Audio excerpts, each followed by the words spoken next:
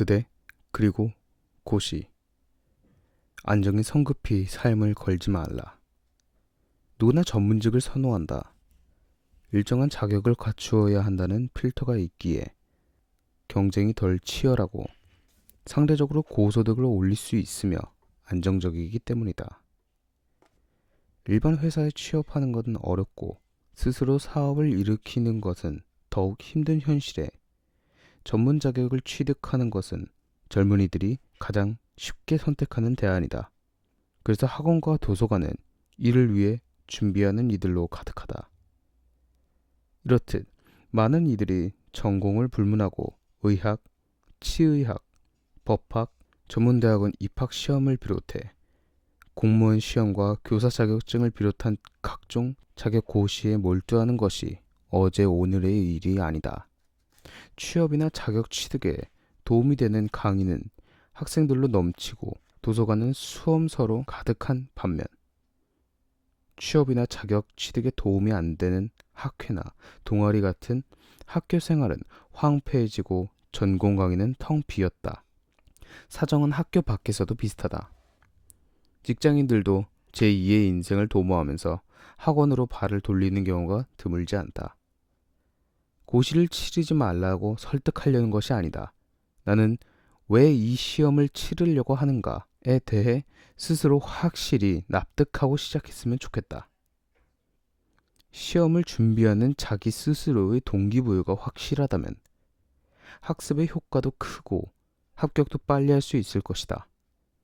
하지만 솔직히 말하면 이 글을 쓰는 진짜 이유는 다른 데에 있다. 다른 분야에서 더 큰 성취를 이룰 가능성을 가진 인재들이 별 고민 없이 고시에 함몰해 버리는 데 대한 안타까움이다. 학생들을 지도하다 보면 다소 장래가 불확실하더라도 자기의 적성을 살려 학자가 되거나 사업을 하거나 또는 자신만의 직업을 가진다면 크게 성공할 수 있겠다는 가능성을 보이는 제목을 종종 만난다. 하지만 이런 친구들의 절반 이상이 3, 4학년이 되면서 고시나 전문대학원을 준비한다고 학원으로 잠적해버린다.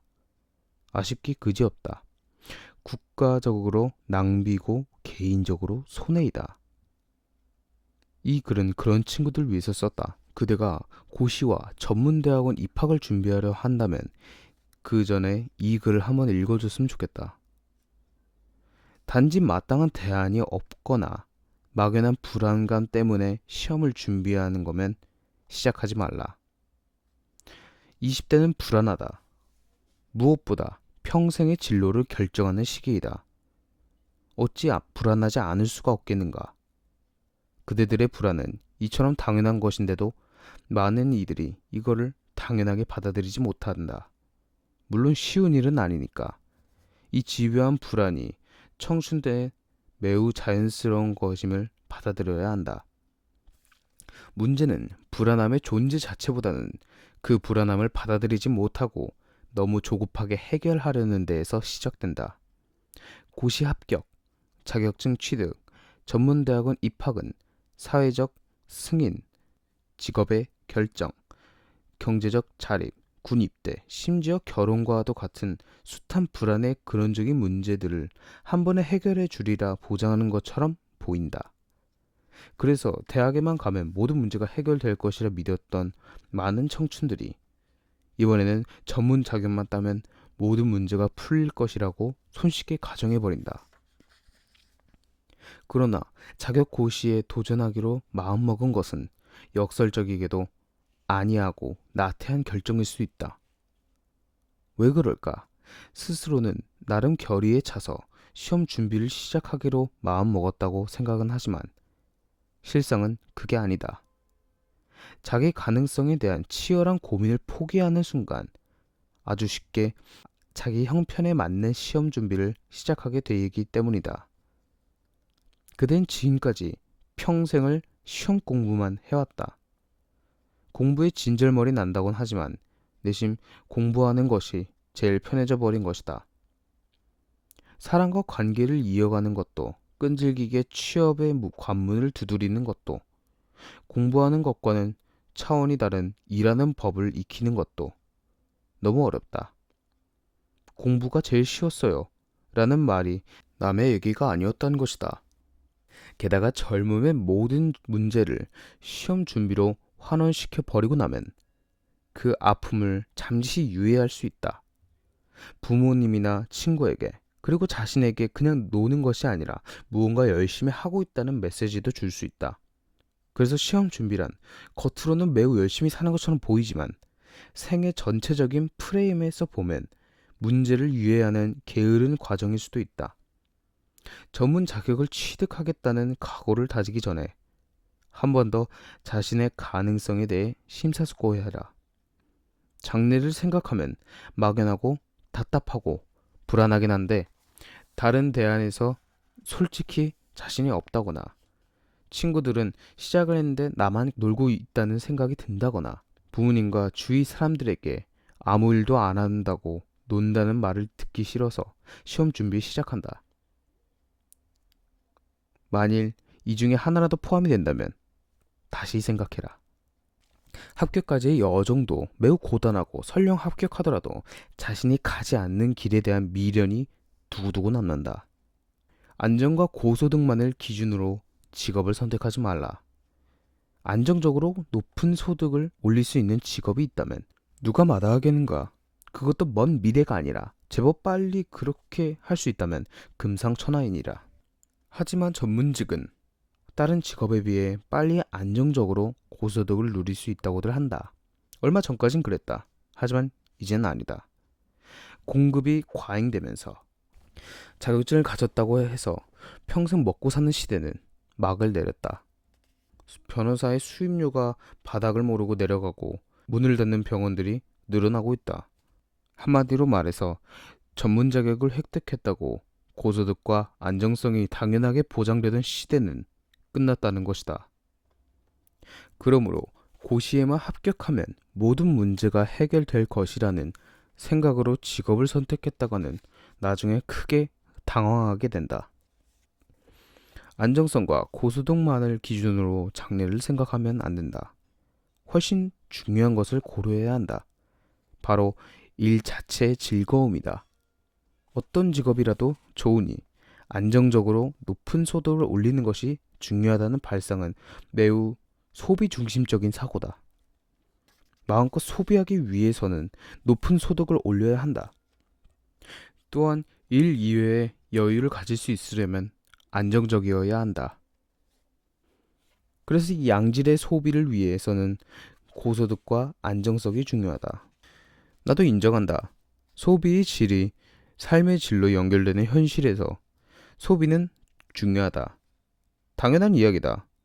단, 그럼에도 불구하고 부인할 수 없는 한 가지 사실은 소비의 질이 곧 삶의 질과 등식을 이루지 않는다는 것이다. 우리의 삶은 일과 여가로 구성되어 있다. 일은 직업과 여가는 소비와 관계가 깊다. 그러므로 우리가 진정으로 행복하기 위해서는 양질의 소비를 누리는 것은 절반에 지나지 않으며 즐겁게 일할 수 있는 직업으로 나머지 절반을 채워야 한다는 사실을 깨달아야 한다.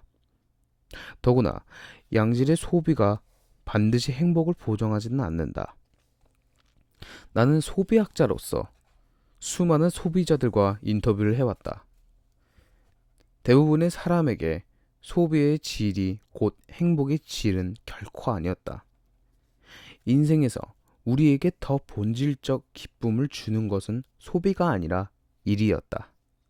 좋아하는 일을 할 때의 성취감은 좋은 물건을 샀을 때의 즐거움보다 훨씬 더 가치가 있다. 그래서 나는 학생들에게 변호사가 더 많이 벌까, 의사가 더 많이 벌까를 고민하기 앞서 그 업의 본질에 대해 먼저 생각을 하라고 이야기한다. 무조건 이름 있는 대기업에 취업하는 것이 능사는 아니다.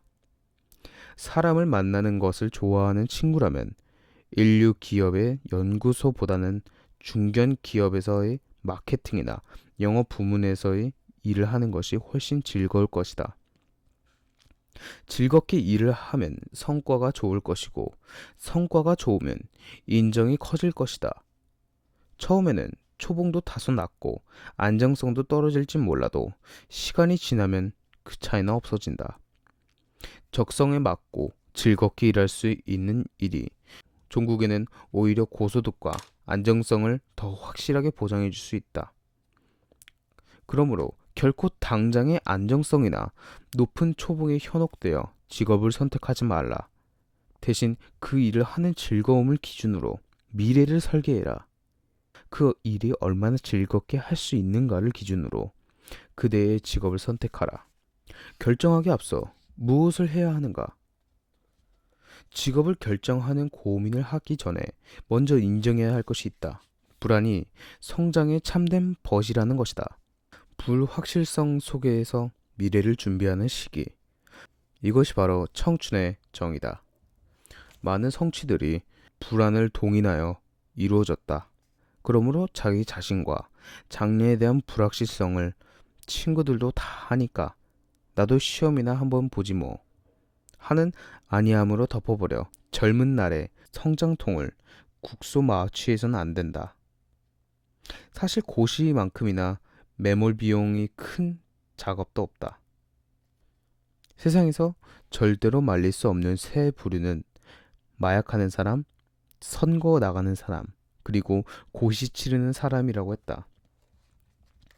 한두 해 응시해보고 안 되면 그만두겠다는 식의 발상은 정말로 위험하다.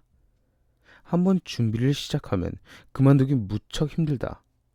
낙방의 수렁에 빠져 소중한 청춘들을 송두리째 날려버리는 이들을 너무나 많이 보았다. 그래서 나는 고시를 결심하기 전에 신중하게 고민하라고 몇 번이나 강조한다. 어떤 막막함이라도 황금처럼 소중한 청춘의 해이와 나태를 감싸는 변명의 구실이 될 수는 없다. 마찬가지로 자신의 가능성에 대한 치열한 뒤돌아봄 없이 성급하게 고시에 함몰하는 것은 그대가 가진 무한한 가능성에 대한 무책임한 유기다. 늦은 가을이 되어야 가장 풍성한 과일을 수확할 수 있듯 우리 인생의 열매를 거둘 시기는 아직 멀리 있다는 것을 그대가 다시 새겼으면 좋겠다. 가슴 떨리는 불안을 연료로 자신이 가장 하고 싶은 일, 자신이 가장 잘하는 일을 준비하며 하루하루를 밝혀나갔으면 좋겠다. 그대의 자아를 실현하는 길이 의사나 공무원만은 아닐 터인즉 치열하게 그대 자신에 침잠해져라. 그대의 다른 가능성을 꼼꼼히 고민한 후 그것이 인생의 최선이라는 확신을 꼿꼿하게 세울 수 있을 때 비로소 그때부터 고시를 시작하라. 조급해하지 말라. 그렇게 출발해도 전혀 늦지 않다. 아직 재테크 시작하지 마라. 어느 유명한 개그맨의 인터뷰에서 읽었던 이야기이다. 오랜 무명 생활에 따른 경제적 어려움을 이야기하던 중에 기자가 이렇게 물었다. 데뷔하자마자 적금을 드시는 개그맨은 뜨지 못한다는 속설이 있다면서요? 그러자 그는 글쎄 말이에요. 그런 것 같더군요. 라는 취지의 답을 했다. 이 말이 사실이라면 참 신기한 일이다. 왜 신인 때 적금을 드는 개그맨은 뜨지 못할까? 다들 알다시피 적금은 매달 조금씩이라도 일정한 금액을 아껴서 종잣돈을 만들 수 있는 가장 착실한 재테크 수단이다. 꼬박꼬박 적금을 붓는 사람이라면 매우 성실하게 자기 관리를 할 확률이 높다. 그런 사람은 왜 뜨지 못하는 걸까? 꽤 오랫동안 궁리하다가 내린 결론은 당연한 것. 그 이유는 이렇다. 적금은 약간 무리해서 드는 것이 일반적이다. 조금 더 절약하면서 살겠다는 기특한 각오도 하고 앞으로 수익이 좋아지리라는 예상도 한다. 하지만 그 불이백을 매달 꼬박꼬박 마련한다는 것은 아직 수입이 적은 사회생활 초년생, 특히 출연 기회가 많지 않은 신인 개그맨에겐 쉬운 일이 아닐 것이다. 적금을 부어본 사람은 안다. 한 번이라도 납입을 거를 수밖에 없을 때의 안타까움을 월 납입액을 만들지 못하는 달이 자꾸 많아지면 그 신인 개그맨은 어떤 생각을 하게 될까? 일단 종잣돈을 마련할 때까지는 좀 더 안정적으로 고정소득을 마련할 수 있는 방법을 찾게 될 것이다. 예컨대 행사를 자주 뛴다든지 부업에 관심을 가진다든지. 하지만 신인 개그맨 때는 종잣돈보다 연습과 아이디어가 더 중요하다. 그리고 아이디어를 짜고 연습을 하는 데에는 시간이 필요하다. 적금을 부을 돈을 마련한다고 행사나 부업에 신경 쏟는 신인 개그맨은 나중에 성공을 위한 자기 투자를 할애할 수밖에 없게 된다. 그러니 결국 뜰 수가 없다. 이것이 내가 생각한 적금 드는 신인 개그맨이 뜨지 못하는 이유다. 그에게 다소 종잣돈보다 더 필요한 것은 자기 미래에 대한 투자였다. 서점에 가보면 20대를 위한 재테크 서적이 지천이다. 대개는 빨리 종잣돈을 만들고 일찍 재테크를 시작해야 한다는 내용이다. 그러기 위해 이런 상품이 좋고 저런 투자가 유명하다는 조언이 가득하다. 대학교마다 투자 동아리는 혹은 부자 동아리가 가장 인기 있었다. 물론 나도 배웠다. 1년만이라도 일찍 시작하면 그것이 나중에는 엄청난 차이를 가져온다는 사실을 말이다. 복리는 힘이 세다. 하지만 나는 적어도 20대 초중반에는 재테크를 시작하지 않으려 했으면 좋겠다고 생각한다. 특히 그대가 대학생이라면 더욱 그렇다. 앞서 말한 적금 드는 개그맨의 이야기를 떠올려봐라. 이때는 종잣돈이 아니라 인생의 경제력을 비축해야 하는 시기다. 그 개그맨만 해도 그렇다. 월 납입에 허덕일 만큼 적은 수입으로 알량한 투자를 몰두하기보단 차라리 뜨고 나서 출연료가 제법 올랐을 때 재테크를 시작하는 편이 효율적이었을 것이다. 돈은 섹스와 비슷한 구석이 있다. 거기에만 몰두하게 만든다. 다른 것들은 시시해 보인다. 아무리 소액이더라도 한번 통장에 돈이 쌓이는 맛을 알고 나면 장기적인 비전보다는 당장 잔고에만 몰두하게 된다. 불확실한 미래는 시시하게 보인다. 요즘 진로를 상담하는 친구들의 경향을 보면 많은 젊은이들이 불확실한 미래를 위해 자기 역량에 투자하기보다는 지금부터라도 차곡차곡 통장 잔고를 불리는 것이 낫다고 여기는 것 같다. 하지만 이런 가능성을 고려해야 된다. 하지만 이런 것을 고려해야 한다. 부모가 아주 부자가 아닌 한 20대가 만들 수 있는 종잣돈이란 사실 미미한 액수다. 코 묻은 돈을 아껴서 재테크하기보다는 차라리 다 써버려라. 물론 그 지출은 자신을 성장시킬 수 있어야 한다는 것이고, 책을 사고 여행을 떠나고 무언가를 배우는 데 써라. 나중에 정말 큰 돈을 만들고 싶다면 푼돈으로 몇 년 일찍 재테크를 시작하는 것보다 더 나은 나를 만드는 데 돈을 써라. 궁극적으로 최고의 재테크는 나의 가치를 높여 높은 연봉을 받는 것임을 잊지 말라. 나는 35에야 첫 직업을 가지게 됐으니 그 전까지는 재테크는 엄두도 못 냈고 그 후로도 월급이 적어서 이렇다 할 재테크를 하지 못했다. 조금이나마 여윳돈이 생겨 소위 재테크라는 것을 시작하는 것이 불과 몇 년 전의 이야기다. 내 전공이 경제와 소비 트렌드를 파악하는 일이라서 공부하는 의미로 소액의 투자나 해야겠다는 생각에서였다.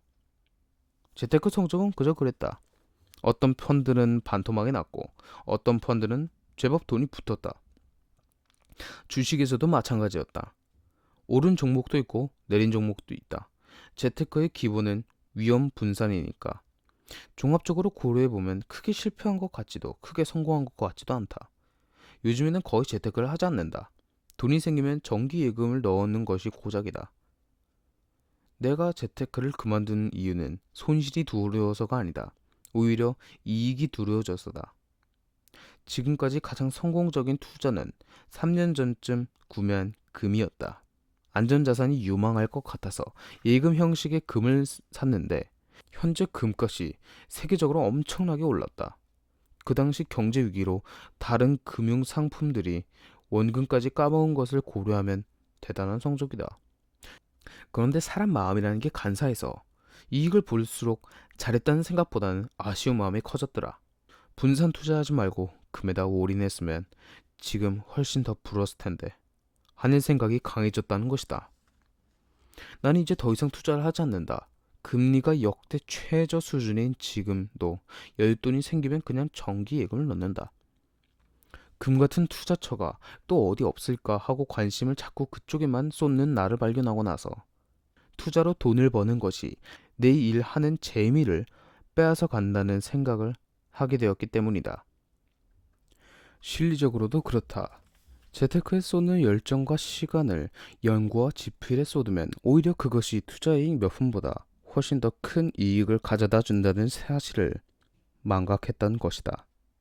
다른 사람들도 사정은 다르지 않다. 만일 직장인이 20년 동안 월급으로 재테크를 해서 복리든 주식이든 했다 치자 몇 퍼센트의 수익률을 낼 수 있을까?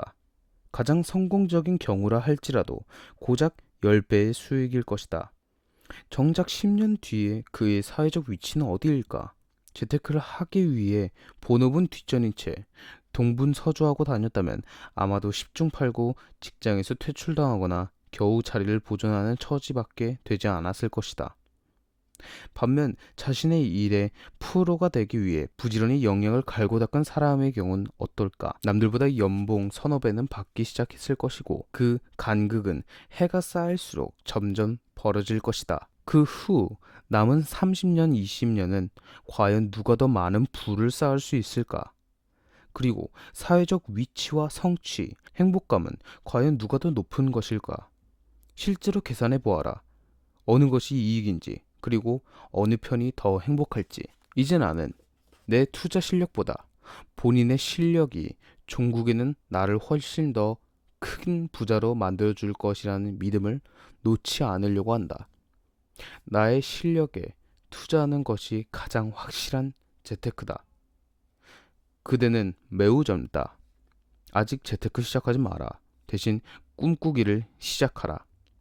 오히려 한 달에 한 가지라도 전혀 돈이 되지 않는 일을 찾아서 시도해 보아라. 펀드가 아니라 꿈을 이룰 그대의 역량에 투자해라. 진정으로 원하는 것을 이룰 수 없다면 몇 해쯤 수입 한 푼 없더라도 견디어 보겠다는 각오를 차곡차곡 불입해라. 그것이야말로 청춘의 진정한 적금 아니겠는가. 오늘은 여기까지 읽겠습니다. 감사합니다.